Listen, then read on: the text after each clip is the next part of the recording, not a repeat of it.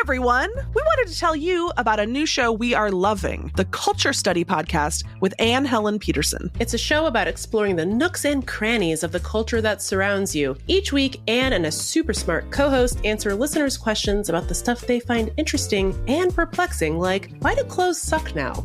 Is Paw Patrol propaganda, or is it not that deep? And what's the deal with everyone I know getting a divorce? Like Anne's tremendously popular newsletter, the Culture Study Podcast is funny, insightful, and kind of weird. And it's guaranteed to help you become the most interesting person at parties. Listen to the Culture Study Podcast every Wednesday, wherever you get your shows. This is the hat they made me wear when I graduated from law school. The fluffy beret. Yeah, it was like a fluffy beret. It's like a chef's hat. Yeah. Did you hear me say fluffy beret, or did you? You said fluffy beret? I just said fluffy beret. And then I said fluffy beret? Yes. It's happening. Girl bog twin language. Oh no. Fluffy beret. Oh no. It's happening. Convergence. Text me back. Text me back. Text me back at once. Why won't you text me back? Text me back. Text me back, Megan.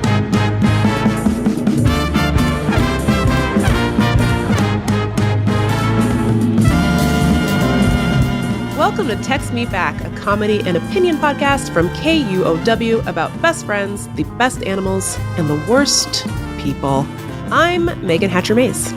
And I'm Lindy West. Y'all ready for this? Hey, thanks for tuning in to episode 5 of Text Me Back. What a delight. They keep letting us make them. I know. And you keep tuning in. You keep doing it. Throwing them. I keep hitting them out of the park.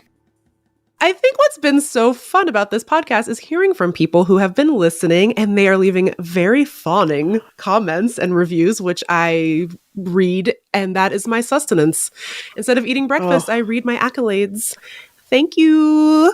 It's the only thing that gets me through week to week in between episodes, because I need people to praise me.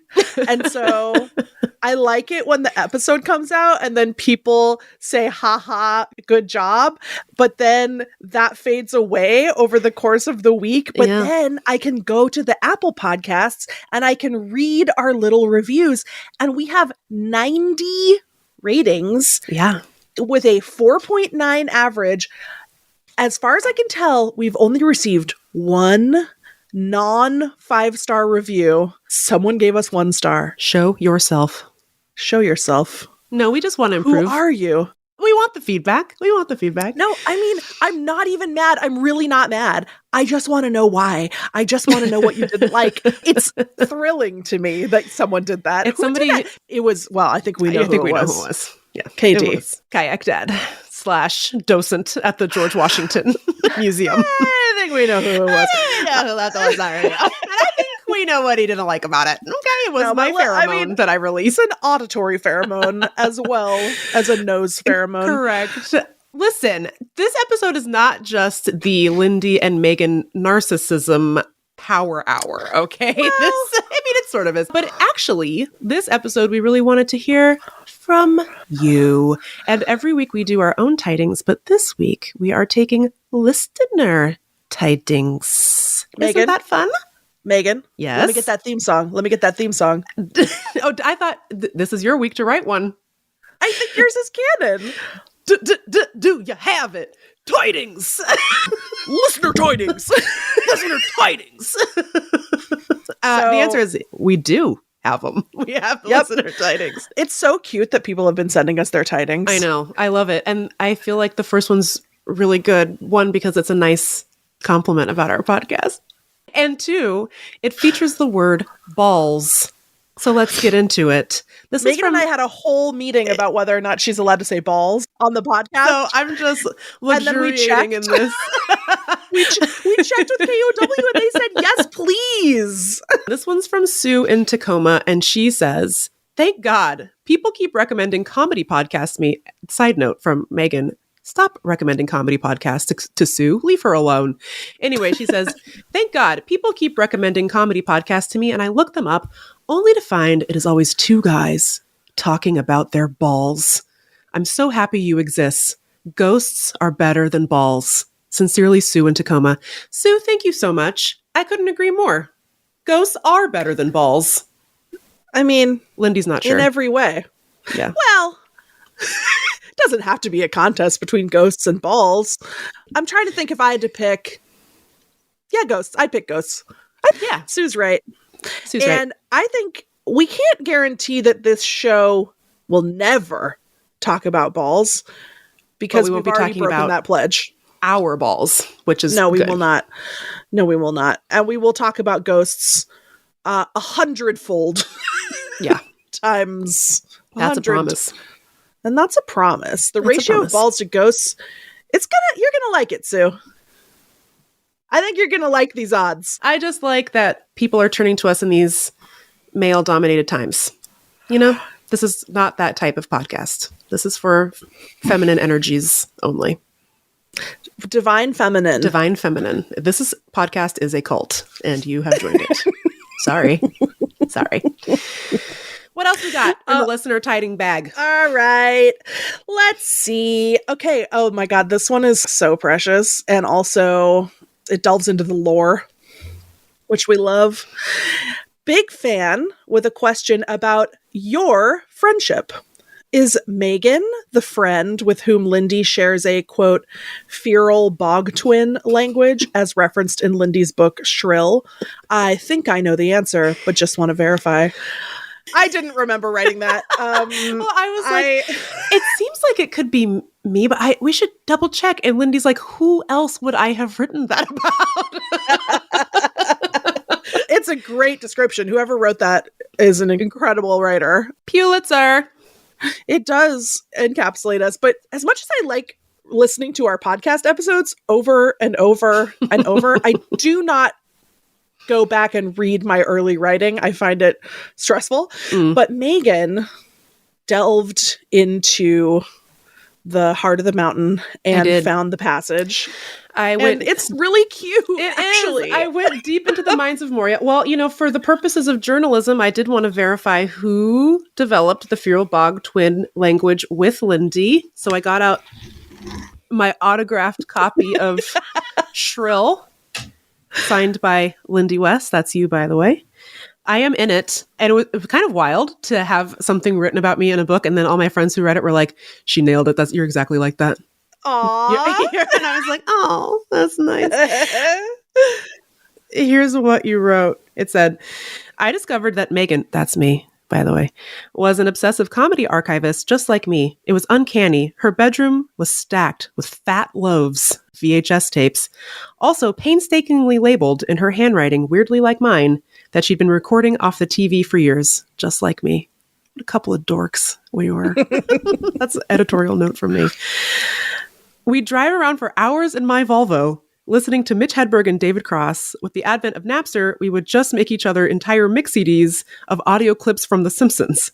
Meagan spent $50 on eBay, an exorbitant amount of money at the time, and now, by the way, to get a bootleg VHS copy of every Tenacious D episode. We wore the tape out. Within months, our vocal cadence merged until even we couldn't tell our voices apart. And sometimes we went so long without saying anything that wasn't a reference or an inside joke that we might as well have been speaking some feral bog twin language. We won funniest in the senior class poll. We were fucking unbearable. And scene. Okay, I have a couple things to say. Yes, please. First, I want to say that the worst part of our feral bog twin language, I would say the worst thing that we did was that we got into this horrible sort of mental illness called Don't do it. Don't do it to him. I gotta tell him. Don't tell him. Don't do it to him. Called Sing Song Voice. Oh. And I don't know how long Sing Song Voice went on. I want to say it like at least a year. 2 years? I mean, into college, fully into college. And it went like this. It was everything that we said was like, oh no, sing-song voice. Oh no, time to read the listener tidings. Oh, feral bog twin. Bog twin language. Oh no. My favorite was if we were riding around in your car and I said or did something you didn't like, you'd go, punishment. Yeah, and then I would pretend whip the car. drive into oncoming traffic. First of all, how did we survive? Oh no. Death. Oh. I mean, it took years for us to Deprogramming, really. Yeah, exactly. We had to be decultified. We had to escape polygamy. It's so funny that in 1999, you had to spend $50 on a precious, more valuable than gold VHS of Tenacious D that someone taped off of HBO, because just this morning when we were planning this segment and reading through our listener tidings, we were joking about how much we love them. And then we were like, it's just like the episode about Lee. Yeah. Lee. Where Tenacious D finally get one fan and then they become obsessed with him. And then they start stalking their own super fan. You have 33 messages. Lee, what up? It's the D. So cool hanging with you last night. You want to come over and play some video golf? Call us back, Broseph. Lee rules! And then our angel producer, Jeannie, was like, what's that? And then I was able to pull it up on YouTube for free. Yeah. And like the amount of sweat and tears that it used to take to get your hands on media, and the amount of time we spent on that. Like, who could we be if we hadn't been archiving VHS tapes? The thing is, you'd have to find out about it through like word of mouth, because HBO was not rerunning old Tenacious D episodes, you know? So maybe like midnight on Sunday. Maybe. But like, we didn't have HBO. I didn't even have HBO. It was not. Who had HBO? It wasn't Max. The president? Okay. Yeah. Okay, also, that anecdote in Shrill about the VHSs and the mixed CDs reminded me of the other day when I was at the KOW studio and one of the intrepid reporters was like, oh, Lindy, can I interview you for this piece we're doing about the teen dance ordinance, which was a thing in the 90s where teenagers were not allowed to dance. And they were like, could we do an interview where you talk about how that affected you? Because I was a teenager in exactly the years of the teen dance ordinance. And I was like, no, you may not, because it affected me not at all.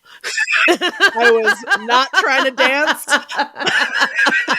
I was not in my home, not at a club, not any place. Was not cool. And I stayed in my room and I programmed the VCR.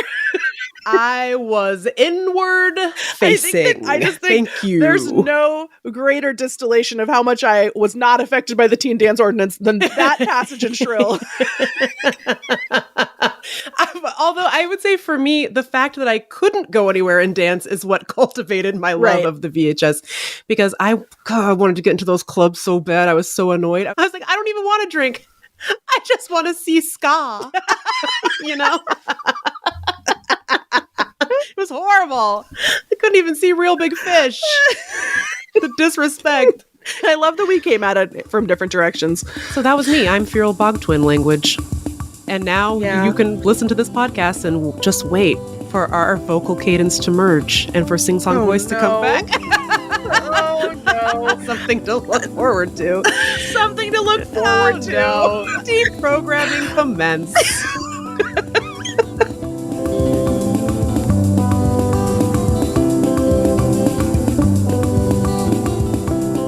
Coming up after the break, Lindy and I get into the complicated politics of friendship and share advice learned from our own award-winning friendship on staying close over very, very long distances.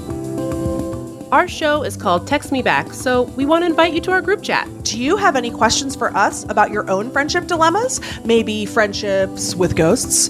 Or just some personal tidings of your own? No song needed, but encouraged. Very encouraged. We want to include your questions and tidings on the show, so text us. To join the Text Me Back Text Club, text BFF to 206-926-9955. That's 206-926-9955. And even if we can't text you back every time, we pinky promise to read all of your texts and think about how to include them in the show.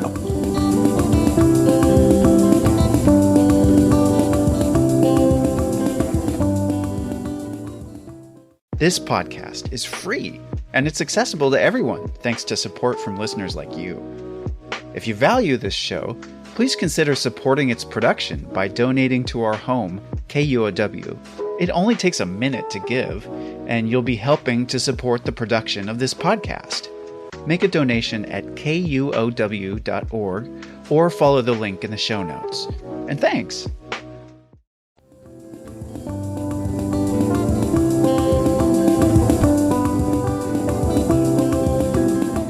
Okay, here's a spicy point about this podcast Text Me Back. Megan and I are bona fide best friends. Yep. However, it is true, speaking of escaping polygamy, that we're not each other's only best friend. I know. Like, I assume that you have other best friends. Yeah. I have other best friends. But to me, best friendship is a sort of quality of connection or a state of being rather than a hierarchy of position. I think that's right. And so for me, I can have the best friendship connection with many, many different people. And so if you're listening to this and you think that we're best friends, you're right. You're not. She's lying. No, it's just kidding. No, you're right.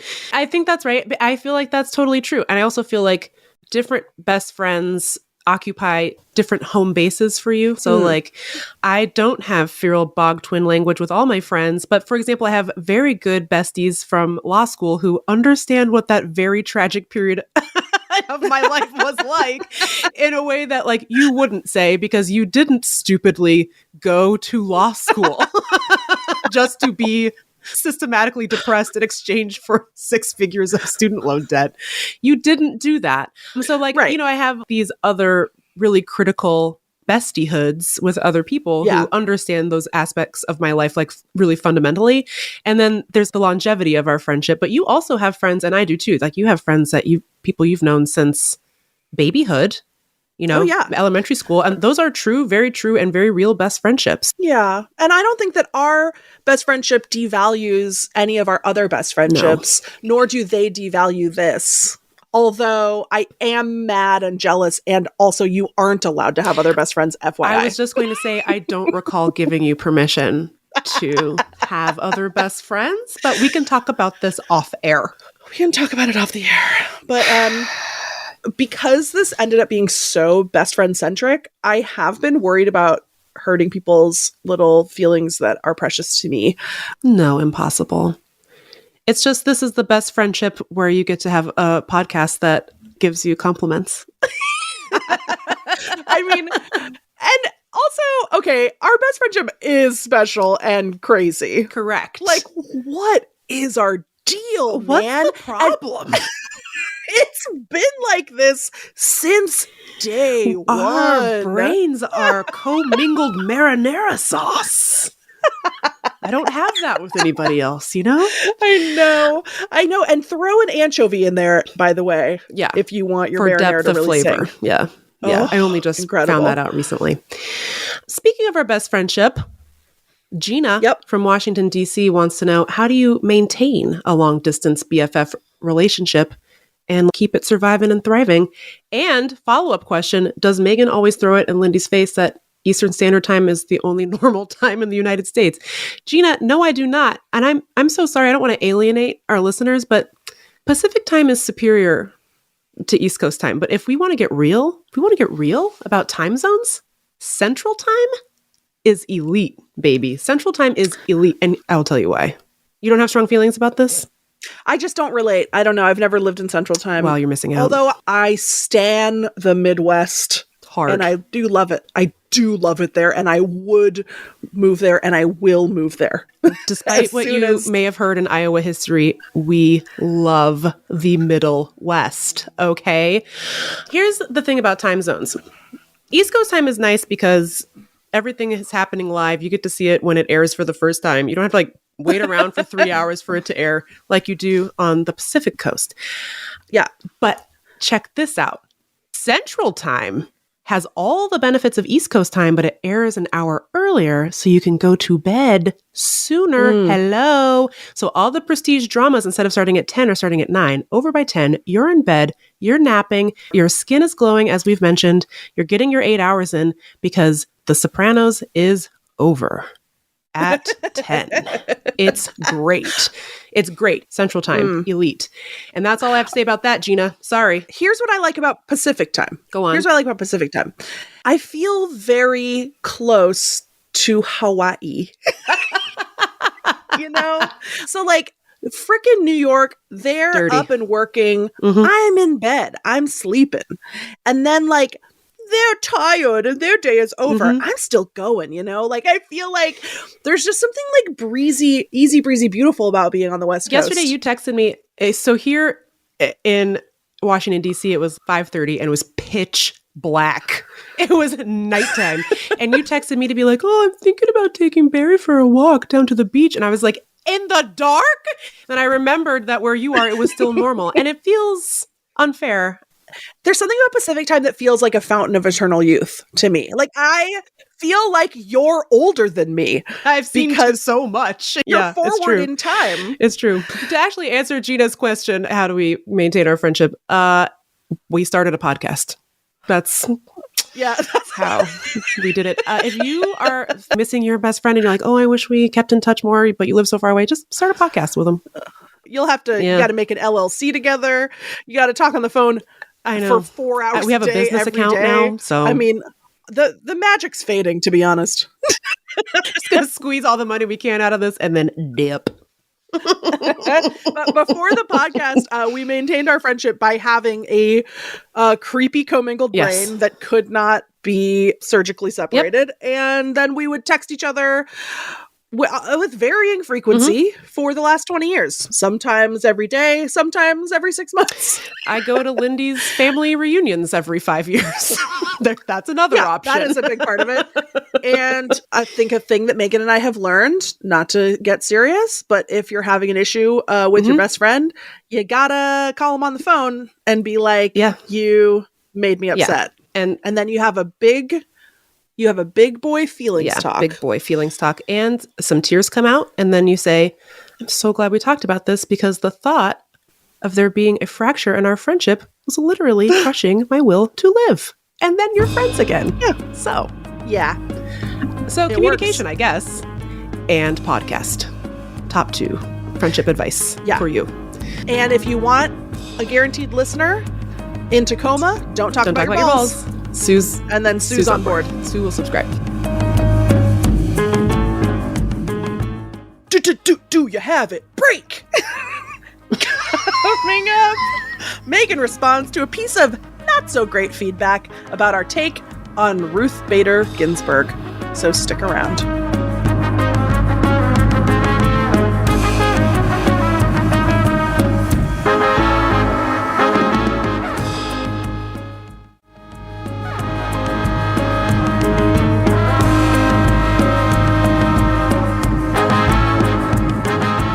All right, Megan, now here is a little something for you. We got one rather serious, I don't want to say angry, but disgruntled piece of feedback about something in your wheelhouse. This person said, Roe v. Wade, which we discussed in episode 1. And for context, we discussed how Ruth Bader Ginsburg didn't retire and then died. And now we all have to die. Yeah, from not being able to get critical healthcare. So this person said, Roe v. Wade, with the outright theft of Scalia's seat and forcing Kennedy to retire, it still would have fallen. 5-4 instead of 6-3. Always disappointed to see feminists blaming women for the misdeeds of men. What say you, Megs? Thank you for the submission. You are wrong. Sorry. But here is, if you'll follow me a little bit while I flex my 6-figure law school education. So in Dobbs, which was the case that overturned Roe v. Wade, there were 2 different pieces of this ruling. The first was, does this abortion ban in Mississippi violate our rights under Roe v. Wade? And also, is Roe v. Wade wrongly decided? So on the question of, is this Mississippi ban on abortion violative of our constitutional right under Roe v. Wade? That was 6-3. That was all of the conservatives, including John Roberts, who sucks, by the way. Everyone stop thinking John Roberts is normal. He's bad. We can get into that later. So on the question of whether or not the abortion ban in Mississippi was unconstitutional, the court said, no, it was not, by a vote of 6-3. On the question of was Roe v. Wade and the following case, Casey v. Planned Parenthood, were those cases wrongly decided under the United States Constitution? That was 5-4. John Roberts, who again sucks, so don't hear what I'm about to say and think, oh, maybe he's not that bad, because he is. He's very bad. John Roberts joined the liberals to say, I wouldn't go that far as to say Roe v. Wade should be overturned and Casey should be overturned. So when we say Ruth Bader Ginsburg should have retired in a more politically advantageous time, what we mean is, had she done that and had there been 4 liberals plus the Chief Justice saying Roe v. Wade should not be overturned, we would still have some of the protections provided by Roe and by Casey. So in that situation, Roe may have been damaged, but not totally dead. That is the truth. That is the case. Can I ask a question that is a really unhelpful hypothetical? Please.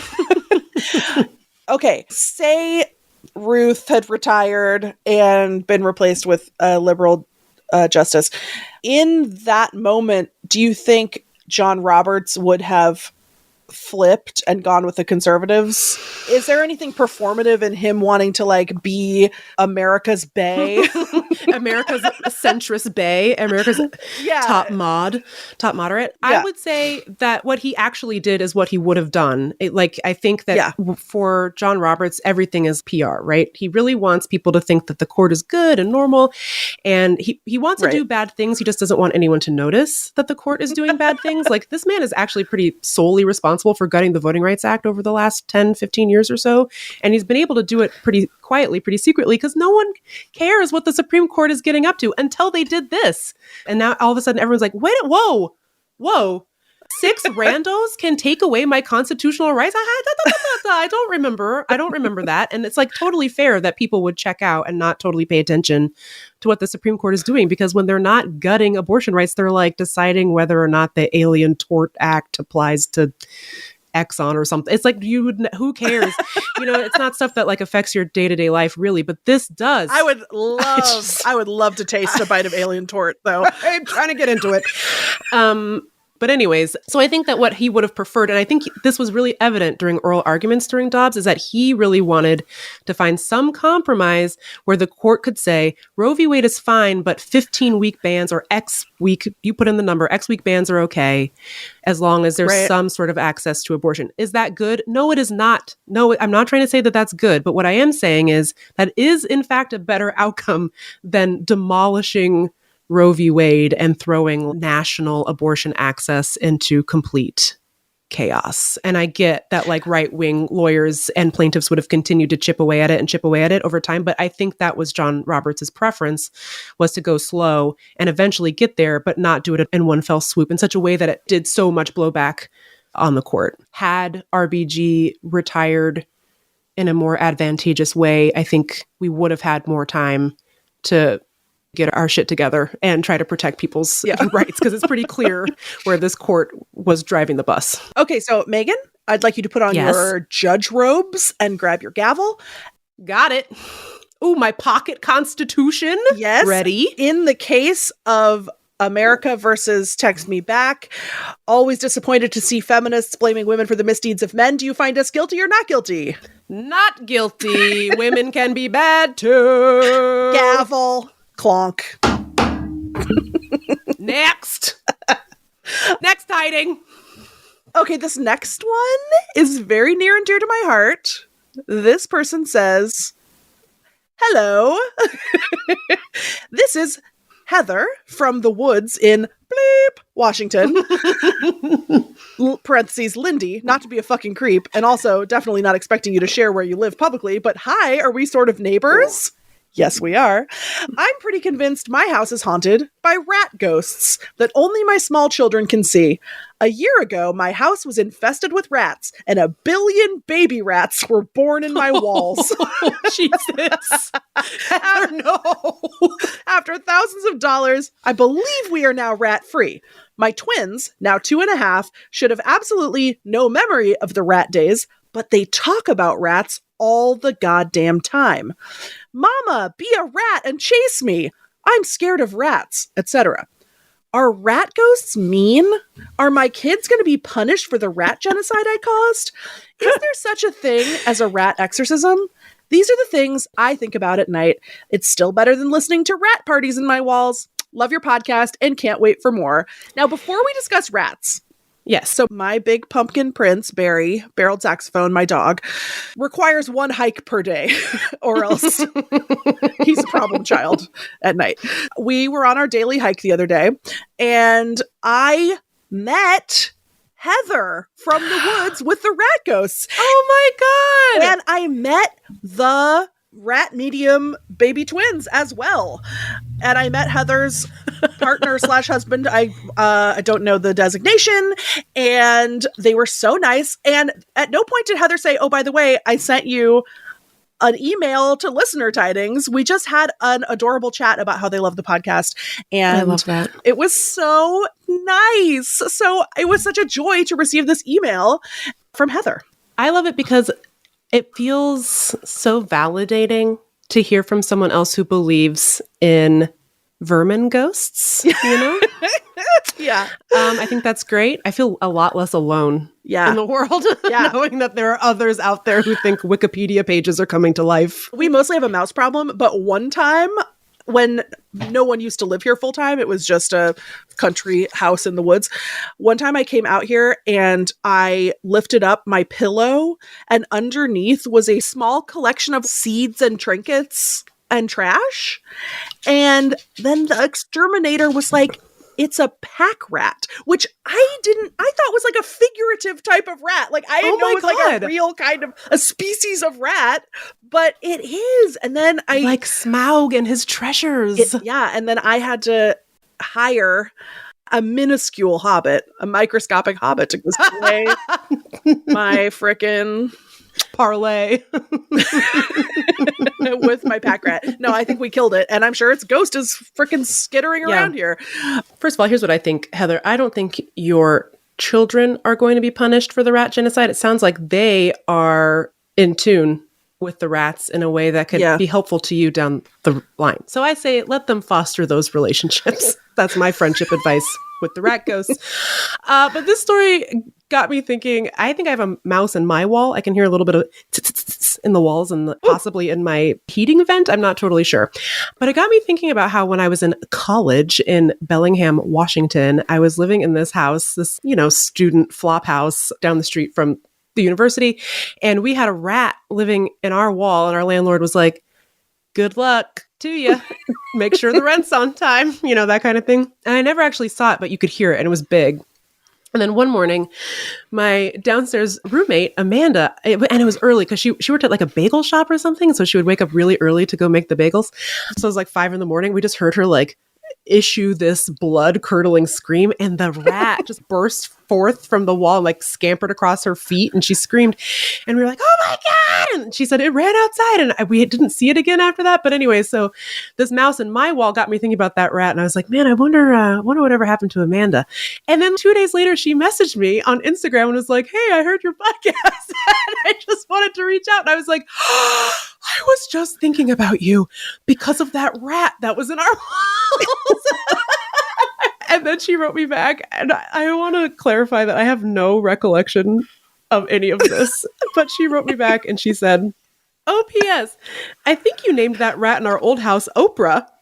You used to scratch at my bedroom door and ominously whisper, Amanda, it's me, Oprah. And I was like, I'm so sorry. Why would I do that? It seems really traumatizing. Okay, wait. I gotta rewind. There's no way that you didn't do a voice. Can we hear it in the voice? I wonder if I did Your it best like guess. I wonder if I did it like Oprah. If it was Let's like hear two versions. One that's like Oprah and one that's like a rat. if I did it like Oprah, it probably was like, Amanda, it's me, Oprah. But she says it was ominously whispering. So let's hear that. It must have been like a little bit more Nicodemus style. I don't know. It might have been more, Amanda, it's me, Oprah.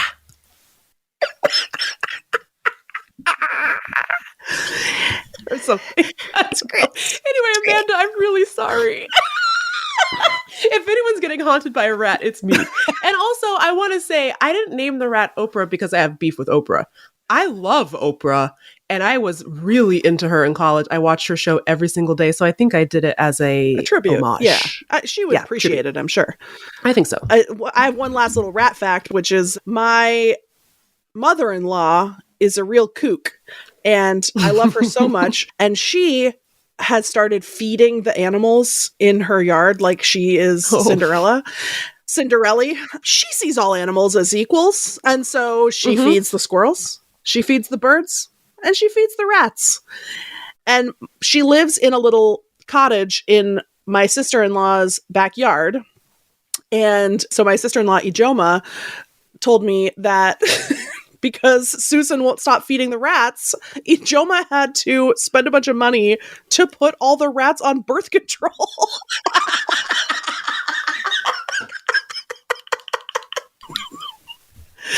Like, they have a constitutional right. Yes. It's because Rat Bader Ginsburg knew when to retire. Chief Justice John Ratberts. Oh, God. Well, Heather, I think you're good. I think you should feel really blessed. You got two little kiddos that are just communing with rat ghosts. I think that kind of It's beautiful. kicks ass. It's beautiful. Yeah. Yeah. It's good for them. And now, hopefully, there won't be a next time. But if this happens again, you know there's another option, which is just to give the rats birth control and let them be liberated queens. Let them get checking accounts Go off, queen. of their own. They don't need to be on their Let them husband's account. Yeah. Let the rats Get drive. them their own lines of credit. Yep. So Exactly. go off, queen. Well, thank you for sending in your tidings. We love to hear from you. Please keep sending your compliments. This is my favorite Please episode keep we've ever sending your done. compliments. Favorite episode we've ever I know. done. Best episode we've ever done. Please keep sending us your compliments, and please keep telling your best friends about our show, because it's best friends that make the world go round. And if you're the freaking guy that left us that 1-star review, text BFF to 206-926-9955 and tell us why. What do you like about us? Be specific. I'm truly begging you. Or email us at textmeback@kow.org. And if you don't, I swear to God, I'm sending an army of rat ghosts, and You stinker. they're on birth control now, so they're really moody and pissed off. Yeah, think twice. Pal. They're gonna bite your ass. Well, Megan, we done it again. Lindy and Meagan did the thing. It was the podcast. And they're saying we get to do another one. What are we gonna do next week? I have an idea. I'm gonna introduce the new. I'm sorry. Wait, hold on. Is your idea going to make me rethink our entire friendship? I'm gonna introduce the new official, unchangeable nickname for the show that I made up, that I came up with by myself. Only the Supreme Court can overturn the nickname. I am going to expand the number of seats on this podcast and overrule you. That's the text me back guarantee.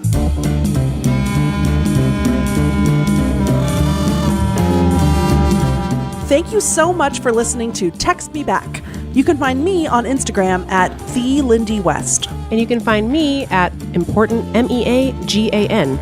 If you like the show, please tell your best friend about us, and please rate and review us. It helps people find the show. Text Me Back is a production of KUOW in Seattle, a proud member of the NPR network. Our editor is Jeannie Yandel. Our senior producer is Brandy Fullwood. Our mixer is Jason Burrows.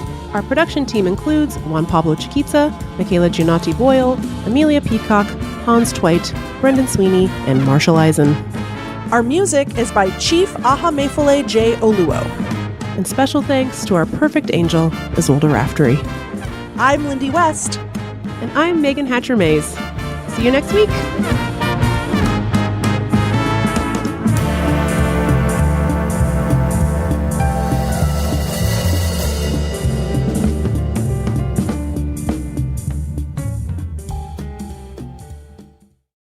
At a time when information continues to come at us faster and faster, sometimes you need to hit pause and rewind.